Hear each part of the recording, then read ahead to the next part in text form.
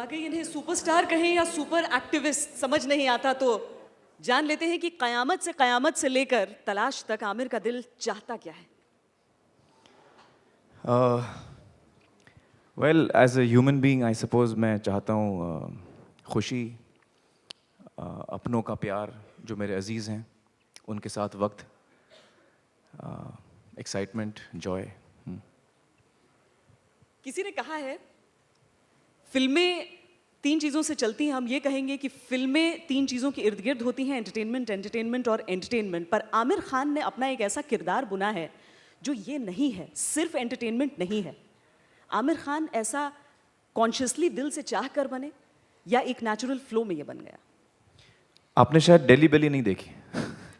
दिल्ली बेली से भी जुड़ा एक सवाल मेरे पास। जी, तो खैर मैं जो फिल्में चुनता हूँ it's a result of my choice, जो जहाँ पर मेरा दिल जाता है और जो चीज़ें मुझे एक्साइट करती हैं। आई सपोज जो कुछ मैं हूँ इस वक्त, जो इन्फ्लुएंसेस मुझ पर रहे हैं बचपन में एज ए ग्रो अप, अम्मी के, अब्बाजान के और मेरे दोस्तों के, जो मैंने किताबें पढ़ी हैं, तो whatever influences have been on me, उस वजह से मैं आज हूँ जो भी हूँ। और जो मैं फिल्में चुनता हूँ वो ऐसी कहानियाँ होती हैं जो मेरे दिल को छूती हैं, मुझे हंसाती हैं, रुलाती हैं, जो मुझे पसंद आती, मैं वो करता हूँ। और सिर्फ फिल्में नहीं आमिर, अगर हम सत्यमेव जयते सोचें या फिर हम अन्ना हजारे का वो आंदोलन सोचें जब आमिर खान वहाँ पर पहुँचे थे, तो सिर्फ फिल्मों में वो चीज़ नहीं झलकती है। आमिर खान की सोच अब बहुत, उसका दायरा बढ़ चुका है। एक्चुअली मेरा हमेशा से ये मानना है कि, क्योंकि अक्सर लोग मुझे पूछते हैं आप अब एक्टिविस्ट बन गए हैं। दरअसल मैं अपने आप को एक्टिविस्ट नहीं समझता हूँ, क्योंकि मेरे समझ से एक एक्टिविस्ट वो इंसान होता है जो अपनी पूरी ज़िंदगी एक किसी मुद्दे के साथ जोड़ लेता है and he spends his entire life fighting for that cause, working for that cause. ये मैं नहीं कर रहा हूँ। मैं अपने आप को एज एन एंटरटेनर देखता हूँ, लेकिन मेरे समझ से जो एंटरटेनर की एक रिस्पॉन्सिबिलिटी होती है कि हम समाज को क्या देते हैं, what does an entertainer do.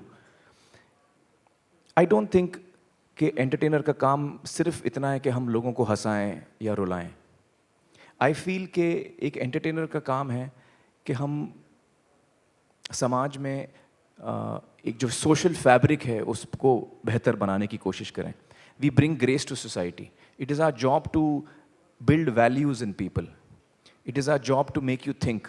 हम लोगों को सोचने पे मजबूर करें, कुछ ऐसे चीज़ों के बारे में पे रोशनी डालें। तो आई थिंक एंटरटेनर का काम सिर्फ हंसाना रुलाना नहीं है, it's also to build the social fabric of a society. इसीलिए मैं ये सारी चीज़ें करने की कोशिश कर रहा हूँ, चाहे वो मेरी फिल्मों के ज़रिए हो, चाहे वो मेरे टीवी शो सत्यमेव जयते के ज़रिए हो। जी। और इसीलिए ये लगता है कि आमिर खान कभी अपना कोई मिशन अधूरा नहीं छोड़ते हैं। क्या आप सत्यमेव जयते को एक अधूरे मिशन के तौर पर देखते हैं?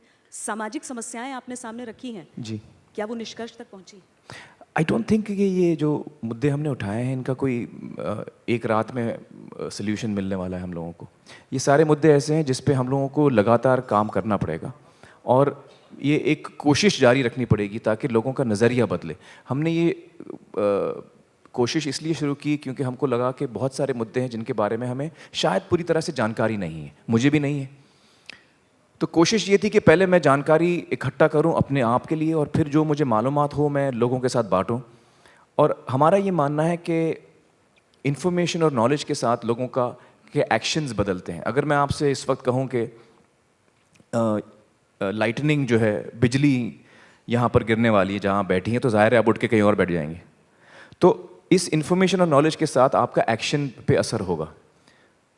तो सत्यमेव जयते हमने इसलिए किया क्योंकि हमको लगा कि with information and knowledge we can empower people and उससे हम अपने एक्शंस बदल सकते हैं, आप अपना फैसला कर सकते हैं कि हमें क्या करना है, क्या नहीं करना है। और हमारी सोच कई चीज़ों पर क्या है, उसमें तब्दीली आने की ज़रूरत है या नहीं है, ये हमारी कोशिश थी। तो ये मुझे लगता है ये प्रोसेस है। आई डोंट थिंक कि ये इतनी जल्दी ख़त्म होने वाला है। आमिर, ऑलमोस्ट 2.5 डेकेड्स, 2.5 दशक होने वाले हैं आपकी इस इंडस्ट्री में। पीढ़ियां बड़ी हुई हैं, चाहे माँ और बेटियां शायद आपकी फैंस होंगी। जब आप उस वक्त से इस वक्त तक सोचते हैं, एक रोमांटिक, एक लव बॉय, एक चॉकलेट हीरो, वो आया था पर्दे पर उस वक्त। अब एक थिंकिंग एक्टर है और लवर बॉय का इमेज भी थोड़ा सा चंट हो चुका है आमिर आपकी फिल्मों में, इस तरह का आपको नहीं लगता? चाहे वो हम पूजा भट्ट के साथ आपको याद करें। हाँ हाँ, एक्चुअली मुझे कुछ अंदाज़ा नहीं है कि मेरी क्या इमेज है, क्योंकि मैं अपने आप को देख नहीं पाता जैसे आप देखती हैं या और लोग देखते हैं, तो मेरे मन में कोई मेरी ख़ास इमेज नहीं है। मैं हमेशा अपने आप को अलग अलग कैरेक्टर्स में देखता हूँ, और जब भी मुझे कोई अच्छा कैरेक्टर मिलता है, अच्छी कहानी मिलती है, तो उसमें मैं खो जाता हूँ, और मैं वो इंसान बनने की कोशिश करता हूँ जो मेरा किरदार है।